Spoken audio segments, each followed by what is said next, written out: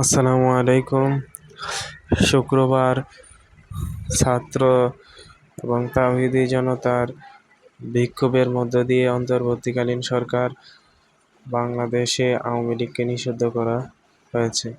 তাদের সকল ধরনের কার্যক্রম বাংলাদেশে নিষেধ। আসলে তারা তো একটি জনপ্রিয় দল ছিল। মুক্তিযুদ্ধের সময় তারা মুক্তিযুদ্ধের পক্ষে ছিল, কিন্তু তারা এমন কি করলো যে তাদেরকে আবার নিষিদ্ধ করতে হলো? এগুলা আপনারা সবাই জানেন। তাদের কার্যক্রম, তারা দেশটাকে নিজেদের দেশ মনে করেছিল, নিজেদের বাবার সম্পত্তি মনে করেছিল। ক্ষমতার অপব্যবহার করে তারা অনেক অপকর্ম করেছে। এখন যারা আছে, যে দলগুলো আছে, সবাইকে সতর্ক থাকতে হবে এবং এর থেকে শিক্ষা নিতে হবে, যেন পরবর্তীতে যদি এরকম করে তাদের অবস্থা ওই আওয়ামী লীগের মতোই হবে।